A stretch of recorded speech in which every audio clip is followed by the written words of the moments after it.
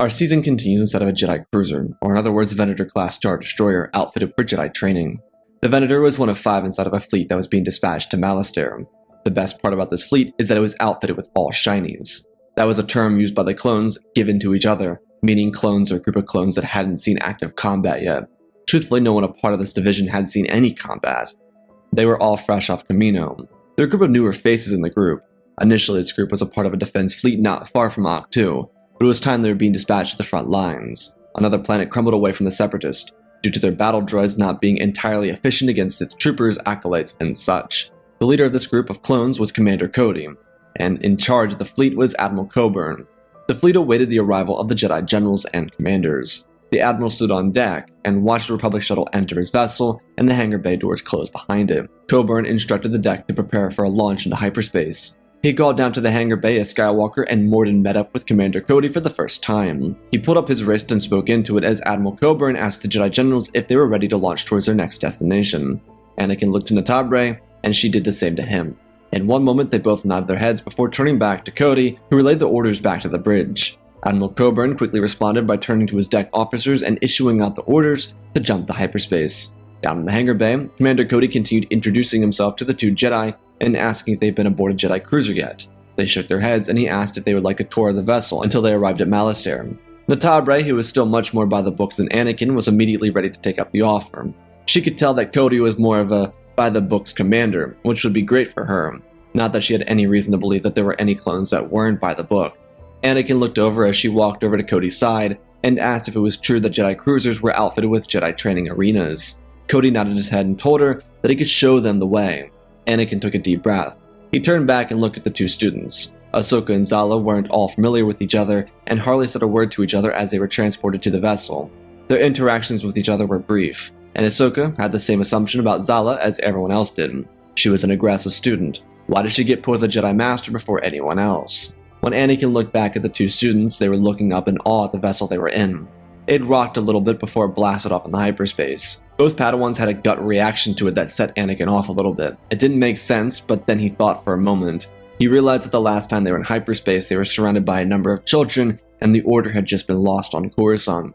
Anakin walked up and asked them if they were alright. The wonder in their eyes had vanished, and a terror surfaced. He distracted them by getting them to look over at Natabre and Cody as they walked away. The distraction worked, sort of, but it made Anakin realize that he may not be ready for this as he once thought he would be. He watched the 2 of them get their way over to the 2 leaders. Anakin caught up and listened as Cody told them that the boys would be ready for anything that they came across. Natabre was inquisitive, asking questions wherever she could, just so she could get a read on everything that was going on. Zala took a liking to her master immediately, though it was hard for her. Aside from her protective outbursts, she was too timid to ask questions or anything. It wasn't easy for her unless she was doing it for someone that wasn't herself. While Zala was shadowing behind Natabre, Ahsoka and Anakin were walking side by side. There was a lot of room for a relationship to be fostered here, but they had to understand each other. As it turns out, Ahsoka was a lot like Anakin, and you'd have to struggle through what Obi-Wan had to go through. At the moment, it wasn't easy to see that. There wasn't a war unfolding around them, and they were just focused on getting to know the layout of where they were. Moments into their walk, Cody would show them where their rooms were. The generals, commanders, captains, admirals, and so forth had a position in this hallway. It was close to everything. They could easily get to the bridge via an elevator, which was right down the hall, and the prize of the vessel, which was right over there where the Jedi training room was. Cody led the Jedi into the massive hall. Ahsoka and Zala followed their teachers in, and they looked up at its great magnitude. It was significantly better than anything they had on Octu, which made them feel good about the prospect of their training. Ahsoka was ready to go. She was antsy, and Anakin had to tell her to calm her jets. There was no reason to get ahead of anything. He liked her energy, but the time for training would come. While Anakin didn't agree with their whole tour thing, he was willing to humor it because he and Natabre were generals together. They had to act as one force, and he understood that. At least he thought he did. Natabre and Cody were really on the same wavelength. The by-the-book understanding of everything worked well between the 2 of them, and she was grateful for his demeanor. Once the tour was over, Natabre and Anakin regrouped and decided it was time for their first instruction with their students. The Padawans were sent to the training room. Ahsoka ran there. Zala walked there, and the two masters talked for a moment in solitude. They had the same thoughts and the same fears. Could they really do this? Zala and Ahsoka were both 14 years old. These two masters weren't far removed from that. Natabre was 18 and Anakin was 19. They had to be adults, and be adults really quickly. The growing up process during a war could be very difficult, and they had to be ready to be grown up. When the two teachers arrived in the training hall, Ahsoka seemed the most excited, and Zala stood quietly next to her. Anakin asked if Natabre would like to take the first instruction. She smiled and nodded her head, walking forward and calling both of their names. She told them that this was their first exercise and it would be one of speed, focus, and precision. Anakin stepped back and allowed Natabre to take the mantle. She was in a teacher's favorite lesson, at least the one she liked the most from her teacher. She told the two students to be ready. They would need their lightsabers, but it wouldn't be revealed when they would need to use their weapons. She turned back and nodded at Anakin, and the two of them made their way to the command room. A couple of clones were standing in there and asked if the Jedi needed any assistance with the training simulations. They thanked the clones but said they didn't need anything at the moment. Natabre walked up to the console and flipped a couple switches before turning her attention to a speaker. She spoke into it, asking the Padawans to be ready. As Ahsoka and Zala readied themselves, the training segment began. The walls opened up and began moving around. Natabre set it for 2 Padawans, so there would be double walls, double obstacles, and everything for each student. Natabre knew this would be very challenging, but she wanted it that way. If it wasn't, then there would be no purpose in training them. It would be especially difficult since there weren't such facilities on Ahch-To, so they weren't at all used to using such structures in their training. Ahsoka was quick on her feet, but there was something Anakin noticed immediately about his student. She was impatient, she was jumping things early, and she was almost throwing herself off because of that, which at the same time proved to be throwing Zala off of her focus as well. Natabre watched her student and realized that Zala was being far too timid for her own good. Natabre could relate to this in some way, but her loyalty to the code and her by-the-book nature didn't make her a formerly timid student. Natabre wasn't quite Anakin, but closer to Ahsoka when she was their age. There was obviously something she would have to teach her student, and for Anakin it became readily obvious that he would have to play the Obi-Wan in this scenario. But as he watched his student and Natabre's, he couldn't help but think of his master. Obi-Wan would have been so proud of him, and thanks to what Satine had said, he knew that it was likely true forever that Obi-Wan would be proud of him. He would have to keep working at himself and his new role as a teacher. After around 30 minutes of arduous training, including lightsaber training, the session ended, and Natabre and Anakin descended from the command room. Ahsoka had her hands on her knees taking in deep breaths, and Zala was standing silently, trying to seem as if she wasn't tired. It wasn't her trying to act tough, it was just her timidness, trying to keep herself quiet so she didn't look fragile or something. Not that anyone would judge her anyways. Natabre came in first, and since this was her lesson, she told both of them that they had done well. She turned back to Anakin and suggested that he would probably like to have some words or one-on-one time with the student, and he nodded. She asked Zala to come with her. She was planning on allowing Anakin to have the training room to himself and Ahsoka. Natabre knew Anakin. He would likely run Ahsoka through the gauntlet. Natabre, on the other hand, wanted to understand why her student was acting so timid with a track record like the one she possessed. Natabre wanted to take a slower approach with her student, so as she and Zala exited the training room, Anakin looked down at his student and told her his thoughts. He expressed that she lacked patience, and she was in dire need of it. Her focus wasn't exactly there either. Ahsoka challenged Anakin and said that she was focused. This is when Anakin realized that his penance for being such a troublesome student to Obi-Wan was about to bite him in the back. She had the same temper as he did, well, not as much of a temper. How did Obi-Wan deal with him? Anakin snapped back to the moment and told her that she needed to get a better grip on what it was that she was supposed to be doing. And she challenged him again, asking what that was. And he told her to run the practice room again. She questioned him, still catching her breath, and he told her that she was going to run it again, no matter what. This time, she needed to take her time. While Zala wouldn't be here with her, she had to act like she was. Ahsoka questioned him, but he walked out of the room without answering. Moments later, she learned that the practice would be the exact same one as before, set for 2 students, while there was only 1 in the room. Of course, with Skywalker, nothing was ever straightforward, so he made sure it was as challenging as he could set it, which for him was below what he wanted to do. It'd be fine. He could make up for it in due time when he was doing his own instruction. As Ahsoka ran the gauntlet that her master set up for her, Zala and Natabre walked through the halls of the Venator. Natabre told her student that she wanted her to feel like she could be as transparent as she wanted with her, and even Master Skywalker as well. Zala was genuinely confused. She asked what her master meant, and the two of them stopped in the middle of the hallway and scooted out of the way as a couple clones came down their direction. Natabre mentioned that Zala was apparently a troublesome youngling, always starting fights and engaging in some sort of conflict. Zala shook her head and asked her master if that's really what she thought of her. Natabre's eyebrows moved up her head As shock and worry covered her face, she asked Zala what she meant. Her student turned to her and said that she wasn't ever the agitator. A frown covered her face and she told her master that she just wanted to be alone. Natabre reached out her hand, but her student quickly turned her back and shuffled away. Zala eventually found her room and broke down inside. Her struggles as a youngling seemingly hadn't come to an end. Zala believed that her master would be able to see that she wasn't what she was always portrayed to be, but it seemed as if she could only be seen as an agitator and a bad Jedi. Natabre kind of stood in the middle of the hallway and looked around.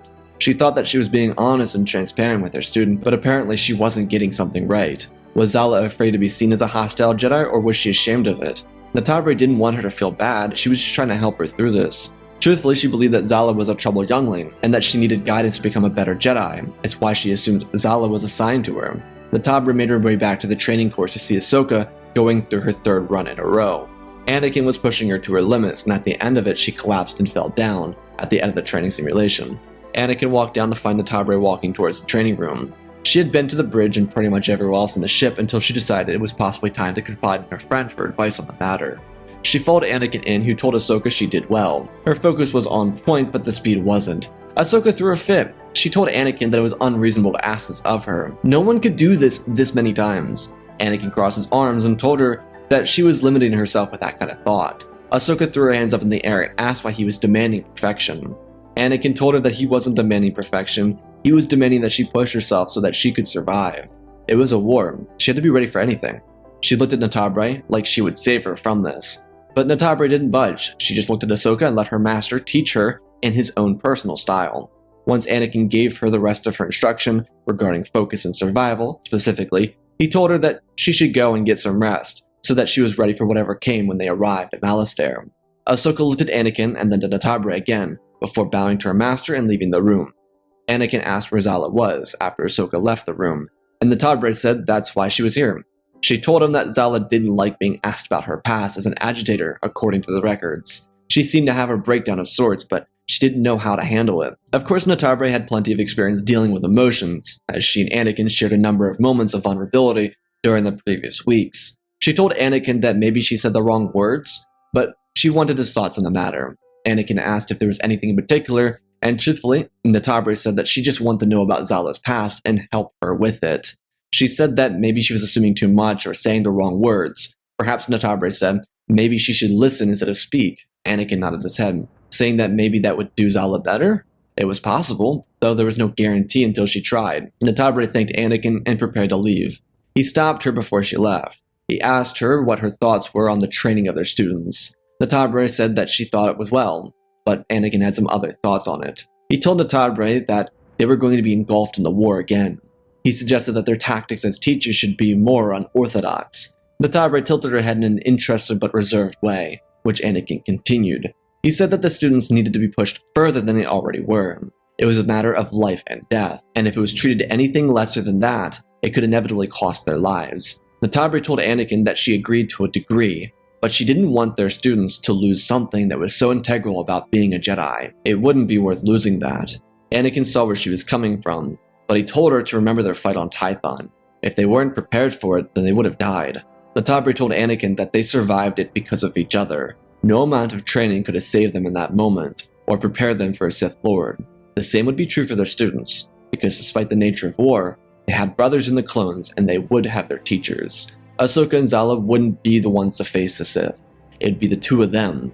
Anakin saw her point. They wanted to keep training the students together, but they should really consider the intensity of such training. If they threw everything at their students, they could strip them of what remained of their innocence. They weren't just soldiers, they were children. Everyone was, even the two of them.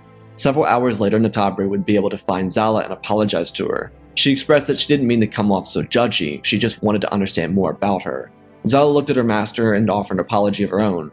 She told Natabre that it was her fault, and there was no reason for Natabre to blame herself. Natabre shook her head. She told her student that it was her responsibility to understand her student and to help her. Zala said that it wasn't true. None of it was true. She was clearly upset again, and Natabre asked what wasn't true, not realizing that Zala picked up on the previous conversation right where it left off. She told her master the truth about her accusations and the ridicule she'd received from the higher-ups inside the Order. Natabre twisted her head and listened as Zala continued and told her master that she wasn't responsible for it. She was trying to help. Older kids would pick on younger kids, and she would step in. She was only trying to help them, and she got accused of being the bully. Natabre watched Zala's heart fall into her stomach as she spoke. Zala just wanted to be a good Jedi, but she was constantly being called the worst of the Jedi. She didn't want to disappoint her master, but because of her quiet nature, she didn't know how to break the ice and express it to her. Natabre told Zala that she believed in her and trusted her.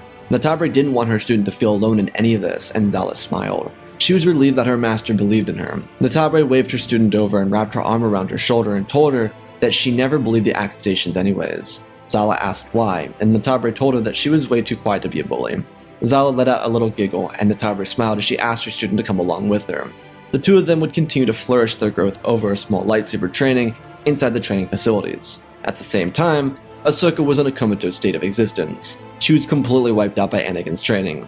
Anakin, on the other hand, was located on the bridge standing next to Admiral Coburn. The two of them were discussing strategy and what they would expect. Anakin truthfully had no clue where he was going. He just knew that he was looking for artifacts that could take him to the legendary Starforge. That seemed to be the most important thing, and so while the battlefront needed to be won, he was looking for a means to get to the legendary weapon.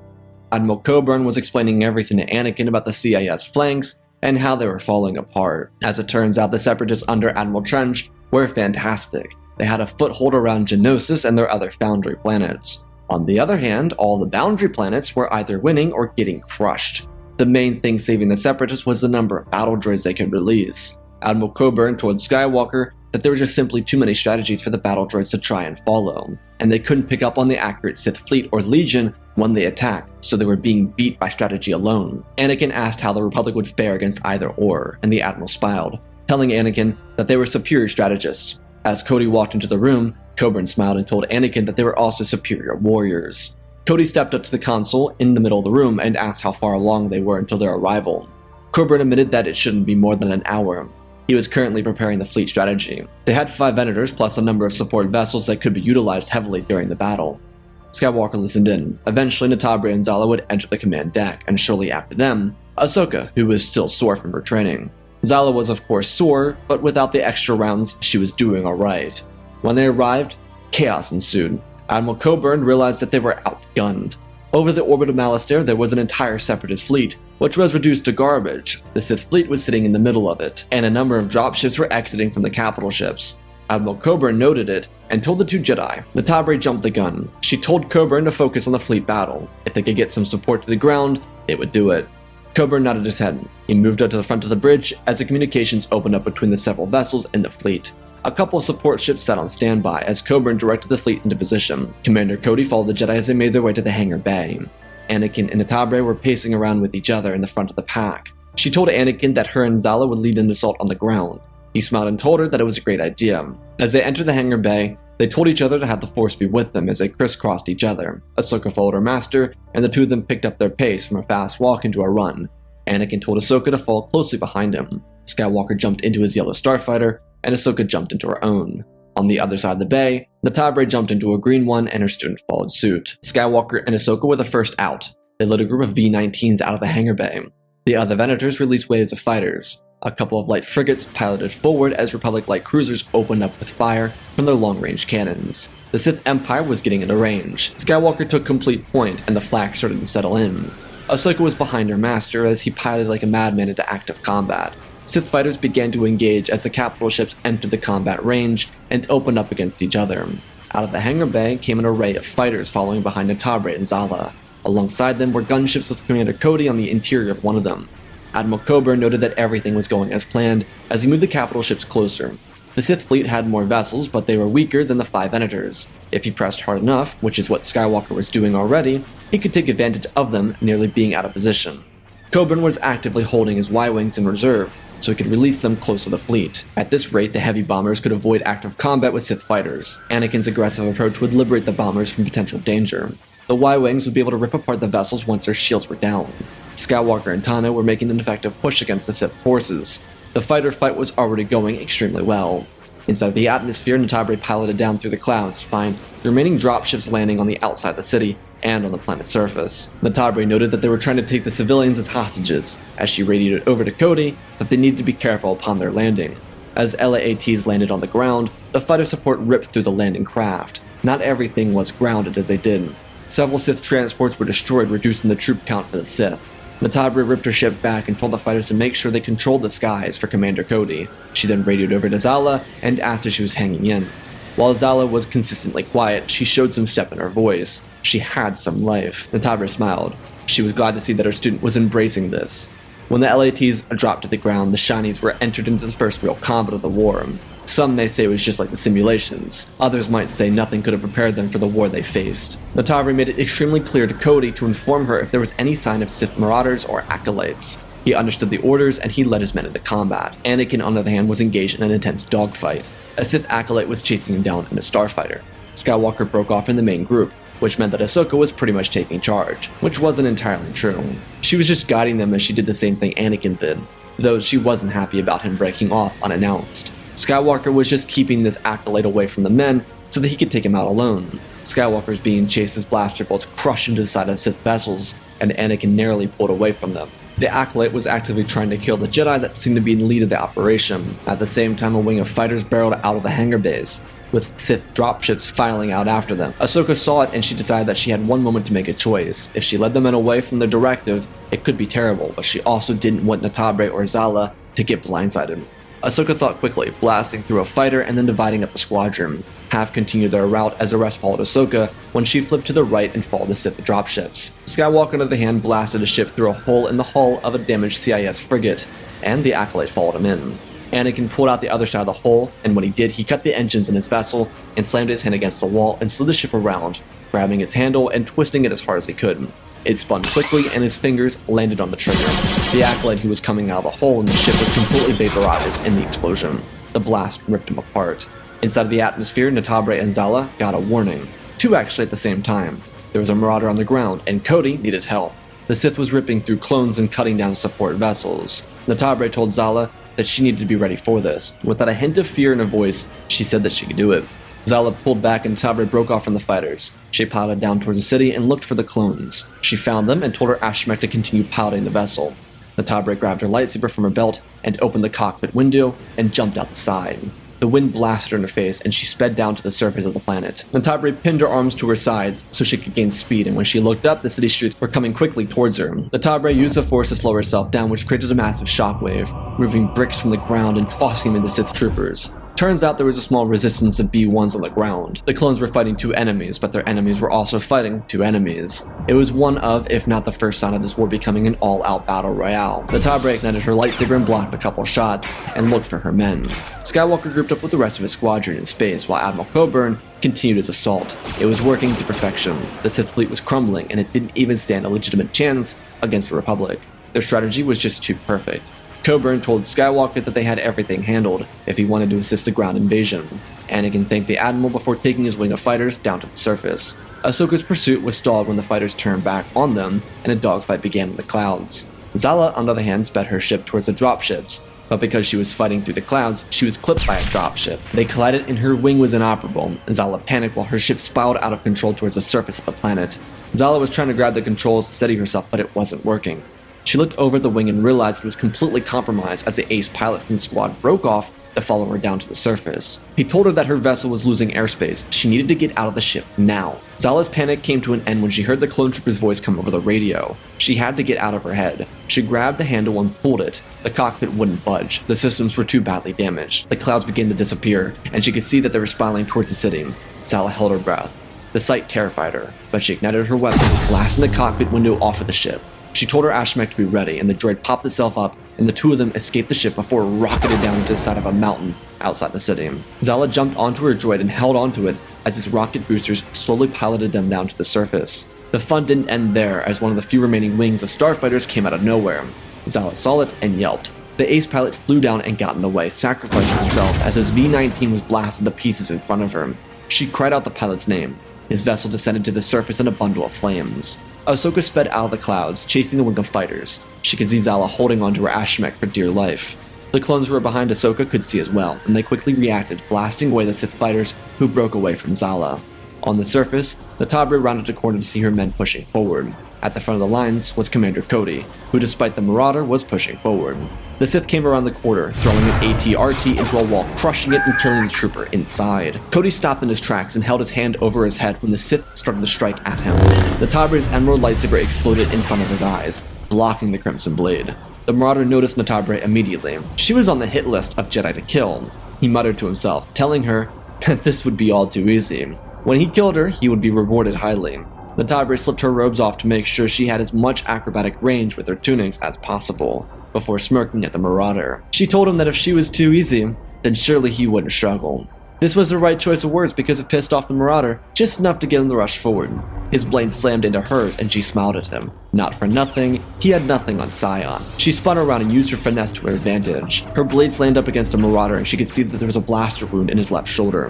He was using his hate and anger to block it out, but it would be the perfect place to strike.